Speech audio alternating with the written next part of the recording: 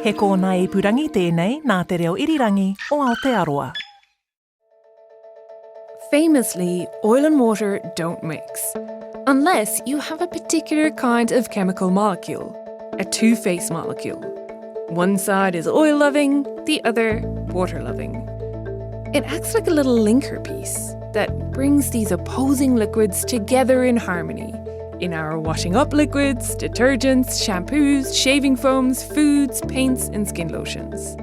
Today on Our Changing World, the chemistry of surfactants, the hard-working molecules that you never knew you needed, and why a group of Auckland University of Technology researchers have taken the leap of starting a company based around their newly developed particle surfactant.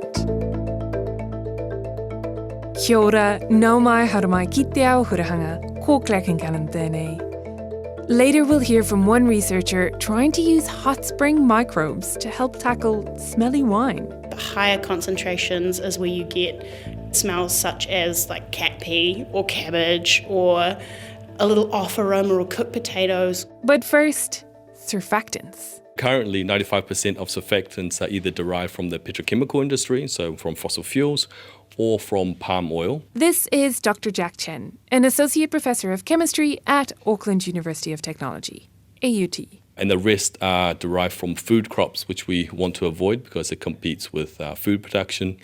So what we're currently doing is producing surfactants from cellulose, so renewably sourced, essentially wood pulp, and turning them into what we call particle-based surfactants. Jack is also the Chief Technology Officer of a company that was established in April 2024, called Dot Ingredients.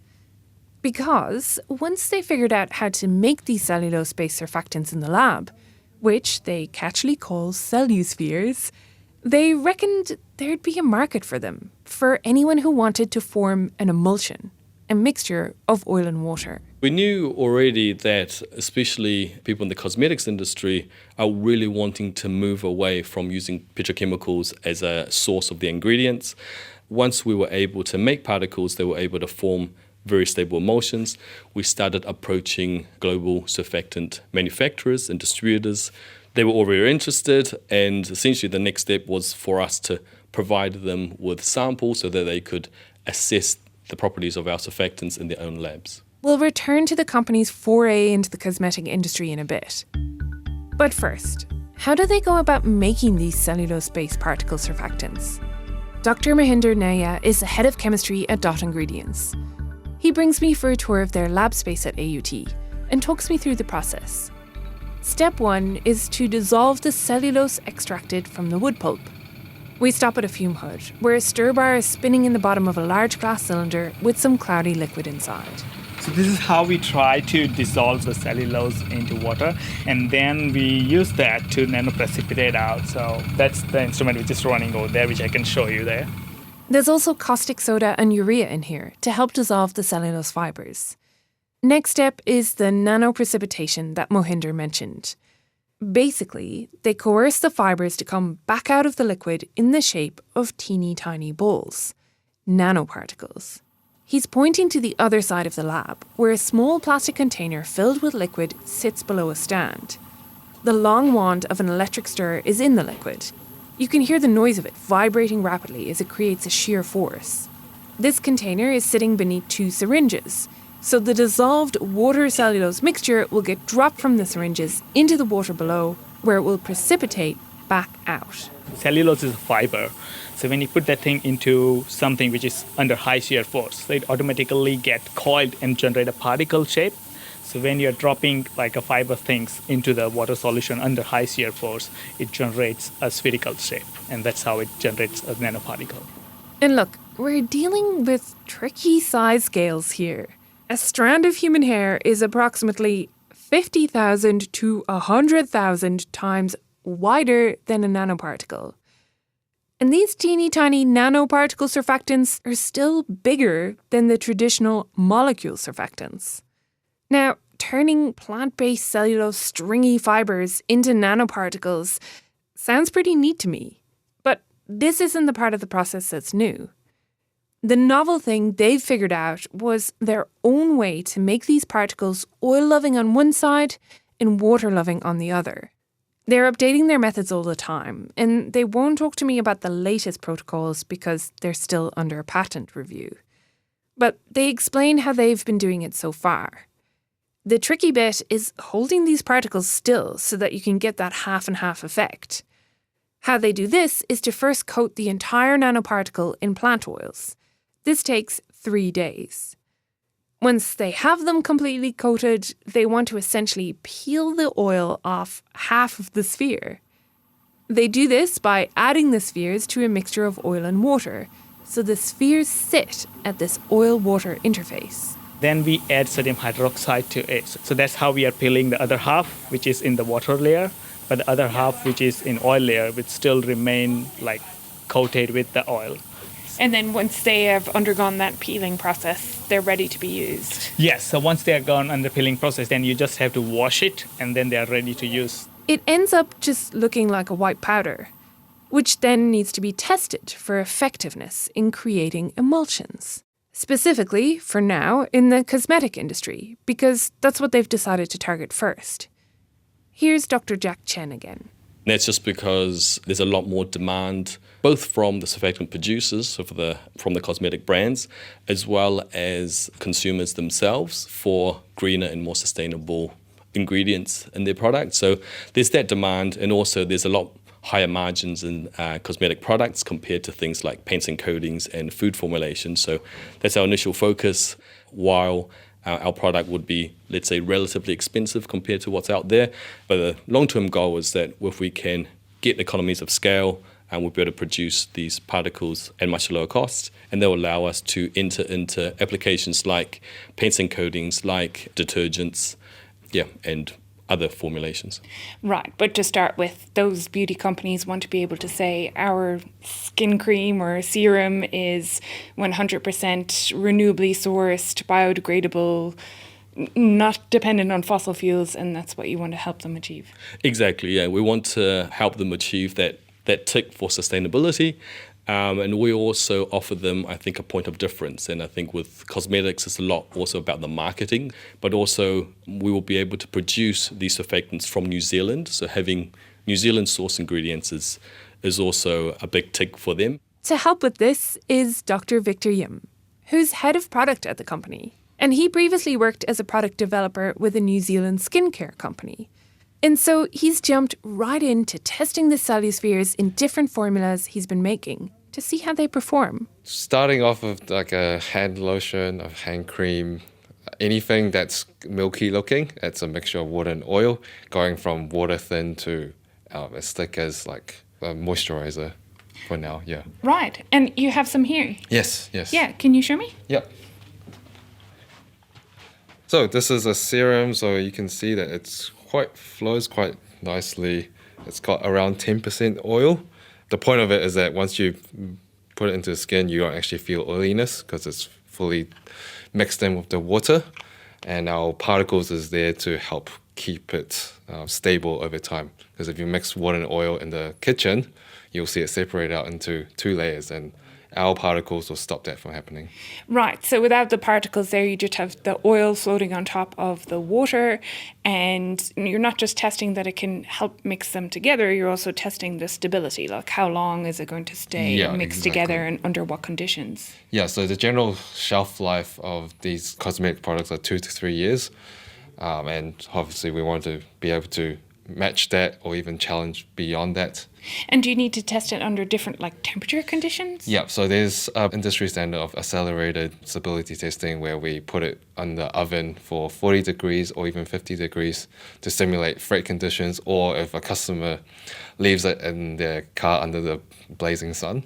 And I mean, we've been talking about the surfactants because they are the star of the show, but in terms of this product, how much of that is actually made of surfactant? Depending on the application, but it can go all the way up to 20%. But for our case, we're using around 1%. So, but the fewer the better, because then you can have room for other ingredients that you want to add We call it the chassis in the formulation world, so it forms the skeleton or pretty much for the whole formulation to build on top of for everything else. Because of how they're making them, there's a difference with their surfactant product compared to the traditional. Remember, even though their nanoparticles are teeny tiny, they're still physically larger than the usual molecule surfactants. They actually form a physical barrier, a bigger physical barrier instead of a small chemical link between the water and the oil. I think there's a lot of exciting applications because we can make something milky thin that molecular surfactants can't really do as well. They need the help of other gums, and that will leave it with a tacky feeling for the customer, and that's sensory is a big selling point for all cosmetic products, no matter the ingredient and whatnot. So we can help with that with our surfactants. So it's got an advantage there. Yeah. Does it have disadvantages for other products? That's something we're pretty much testing to find out. But right now, one of the things that we think, because it's a bigger particle, that you'll feel it. But right now, it doesn't seem like that's the case. So back to the whole sensory selling point for cosmetic products, we don't actually feel the grittiness that people would expect with a larger ingredient. So far, that seems good, so we're still going to test more, but that's a really good selling point. And we recently talked to a contract manufacturer, and they're very excited to get testing on this to really validate what we're finding in our labs.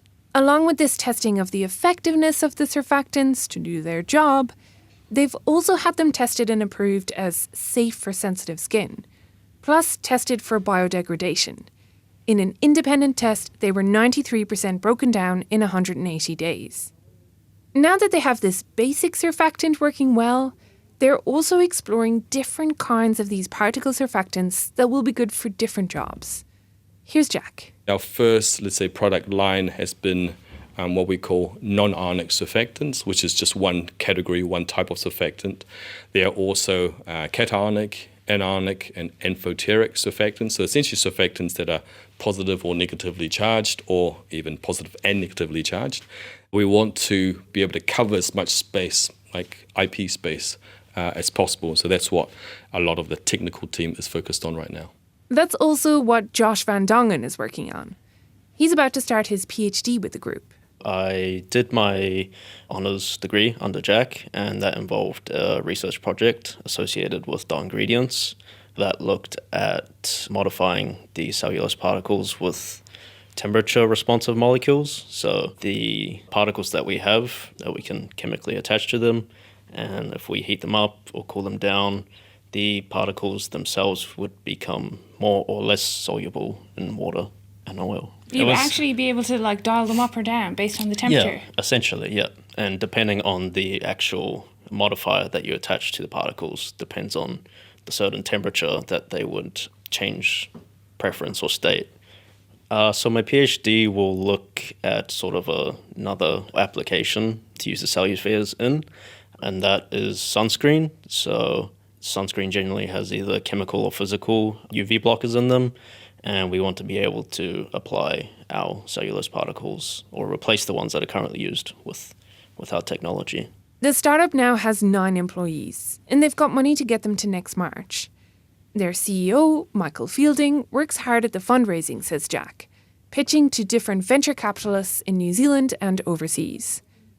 And while they're working from the AUT lab right now, he's hopeful that they'll soon outgrow the space. The current focus now is scaling up our technology because we know it works in the lab, but now what we need to figure out is how to scale it up cost effectively so that it can be a useful product for the industry. What kind of scale of production are you at the moment, and what's the next step that you hope to get to? So we're still, let's say, very small scale, so 100-gram batches, but with the capacity, we think, to go up to 1 kg at this stage.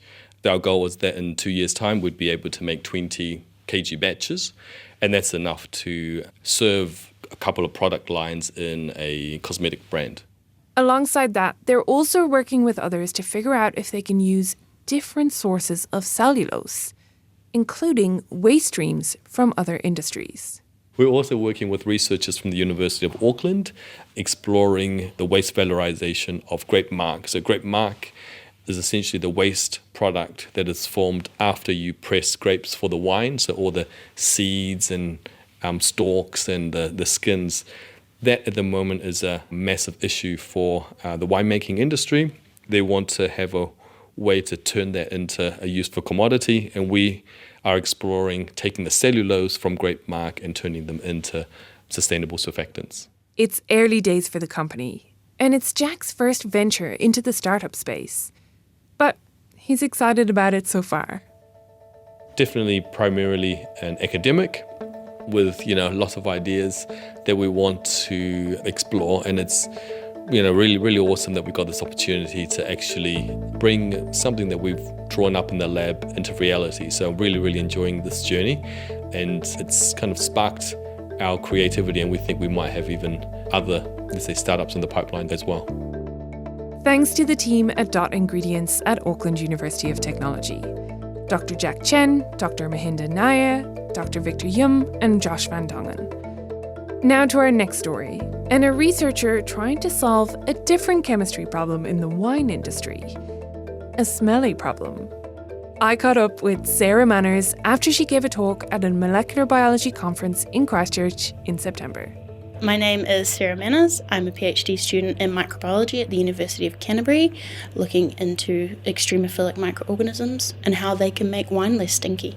Wine less stinky? Yeah. I didn't realise that wine needed to be destinkified. Sometimes it does. So sometimes you'll get a wine that maybe tastes like, sometimes they call it corked, or it's like a little too far gone.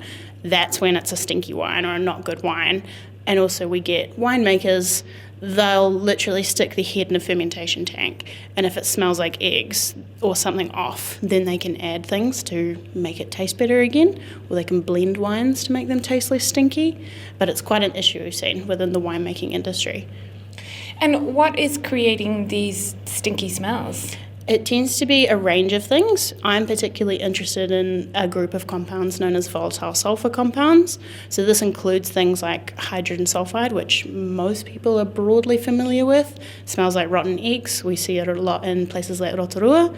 But it can be a range of things, largely volatile sulfur compounds. In low concentrations, they can make things taste good. So like passion fruit, tropical aromas, all of those kind of things are due to volatile sulfur compounds. But higher concentrations is where you get smells such as like cat pee or cabbage or a little off aroma or cooked potatoes. All of those things can be due to volatile sulfur compounds in different concentrations. Right, so you want a little bit of them there, so you can get a little bit of the flavour of wine, but not too much. Are they the exact same compounds, or is it like the ratio of the compounds? Is it what you're looking for? Sometimes it's about the ratio. There are specific compounds that are known by winemakers to cause off aromas more than others, and sometimes there's a synergistic effect to how these compounds work together as well. The problem is they don't have reliable tests on the winemaking floor to know what compounds they have. In order to know what compounds they have, they either have to smell it, which at that point, really high concentrations potentially, or they have to send it away to Auckland or Australia in order to get their wines tested. So there's no quick way for them to pop in, take a sample of the wine and go, oh, well, these are the sulfide compounds that I have, and I want less of these ones, more of these, definitely less of those. Yeah, exactly. There's no good way to kind of profile their wines apart from with their nose, which, as we all know from how we taste things differently. So how it may smell like eggs to one winemaker, it may smell lovely to another winemaker. So they don't have that accuracy within the current winemaking flow, essentially. And is that the specific problem that you're trying to address? Is that test side, or are you trying to address the compounds themselves? We're trying to address the testing side currently. We're looking to see essentially if we can make accessible opportunities for them to be able to test these compounds in wine. Later down the line, I would love to get into treatment of these compounds, so using unique ways to get rid of these compounds in ways that are cheaper and easier for winemakers. But the first step is essentially knowing what's there through accessible, more easy to use testing methods. And you mentioned a kind of bacteria, like a bacteria family, that you're using to try and attack this problem. What bacteria are those? I'm really interested in bacteria and archaea, so the more extreme cousin of bacteria, if you will, that you can find in geothermal hot springs. So we call these extremophiles. They're bacteria and archaea that essentially love the extreme, be it extreme temperature, extreme pH. We also get like extreme chemical conditions, like really high sulfur, really low oxygen. And these bacteria and archaea are found all throughout geothermal regions in New Zealand, in Rotorua and Taupo specifically. Right, and so why those? Why the extremophiles? I think the extremophiles are really special because we don't find them everywhere. They have these really special tolerances for things that other things don't. And so their nature of being able to survive at the extreme means they probably have some correct characteristics that are really ideal for enzymes and testing and being robust, so they can tolerate high temperature, they're super stable, they can last for ages in conditions that other things can't, and they have some really unique mechanisms by which they can survive essentially. So we're talking about the bacteria, but really what you're interested in to develop, the kind of test that you want to develop, is how they go about their business, really, the proteins and the enzymes that they use to do what they do. Yeah, for sure. So what is the kind of ideal protein enzyme that you're trying to find from these guys? I'm really interested in the enzymes they have that literally break down the volatile sulfur compounds. So we see these stinky smells that we see in wine. We also see them in geothermal environments.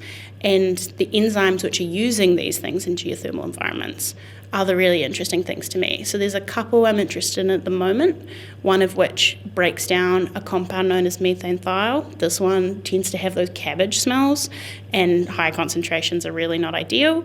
So I'm looking at enzymes that break down methane thiol into simpler compounds like hydrogen sulfide. So these ones are really easy to remove and detect, whereas methane thiol is a bit trickier. So this is a potential enzyme that we can use to bind up or detect methane thiol within wines. Right, so you'd be able to use that and that would tell you that methane thiol is there. Yeah, exactly. Did you actually go and collect some of these bacteria? Did you go into the geothermal areas in Rotorua? Yeah, I did. I've been really lucky to go on a couple of sampling trips now. I have been cursed in the past with sampling trips. They've gotten cancelled a number of times on me. But we have been really lucky to go to Rotorua, especially go to places like Hell's Gate, which is a really popular tourist spot. They have a lot of springs that are low pH, which is like wine is. Wine's really acidic. And they have really high temperature springs, and that's where the bacteria and the enzymes that I'm interested in, that's where they thrive, and that's where there's lots of these compounds that they really enjoy. And as part of your PhD work, are you also working directly with winemakers? I have had some contact with winemakers. I recently got to present my work at a wine research conference up in Marlborough, and that's kind of opened an opportunity to talk with winemakers who are in particular really interested in things like methane thiol. Would love to get engaged with winemakers more and potentially look at the kind of problem wines they have and see if we can help them with that issue. But mostly work through the Brigado Research Institute and with Auckland Wine Sciences, who have those interactions with winemakers as well. Can you just explain what the Brigado Research Institute is? The Brigado Research Institute is a wine research organisation. They're based up in Marlborough, and they do a really broad range of research that's across kind of the whole space of winemaking and wine research. So they look at things from the soil that the grapes are grown in to pests that affect the grapes that produce our wine, all the way down to the kind of work I'm doing with volatile sulfur compounds. They look at yeast, so the specific yeast that are used to ferment the wine. They're kind of across the whole space essentially, and they've been really helpful at providing insight into essentially where I kind of place myself within the volatile sulfur compounds and that part of winemaking. And do you drink wine yourself? I kind of, ironically, I don't. I'm not a big wine fan. It's all the cabbage smells. It's all the cabbage smells, yeah. It's too similar to a hot spring, so I don't want to drink it. But I think that's almost good because it gives me less of a bias, technically, I would argue. But it is interesting because I've been lucky to go on tours around wineries and see their fermentation plants. And we always finish with a wine tasting because we're in Marlborough. It's the most beautiful wine-making area in the world. And then I'm tasting these wines and it's like, that tastes like a wine, really nice. It's kind of a bit of a mix with what I study, that I don't love the wines as much, but it's still really enjoyable. I love the science and the food chemistry, essentially part of it, and seeing how those processes come together is really where I'm really interested in it. And what stage are you at in your PhD, in your research? I hit 3 years on the 1st of September, so just through 3 years of my PhD. Kind of in the last 6 months of it now, hoping to finish up early next year. I'm in the process of kind of looking at the enzymes that I'm really interested in and seeing if we can express them, purify them, and characterize them for some of my assays. So chugging along at the moment, coming to near the end, but it's been a really good journey essentially so far. And do you hope that somebody will kind of follow on in the work after you, or that you'll continue along on the path afterwards? I would love to continue on in the path. Would love to make connections with people that are really interested in this kind of research. I'm hoping that in the future I'm especially more into the bacteria and the enzymes that are involved in some of these processes, and hoping I can take that a little bit further with assay development. So fingers crossed for once I get over the finish line with my PhD. Thanks to PhD researcher Sarah Manners of the University of Canterbury. This episode was produced by me, Claire Kincannon, and sound engineering was by Phil Bench. Script editing was by William Ray. You can learn more at rnz.co.nz/OCW, and if you have any comments or questions, you can always email them to me at ourchangingworld@rnz.co.nz. Tēnā koe I whakarongo mai. Thanks so much for listening. I'm Claire Kincannon. Have a great week. Kia pai, te wiki.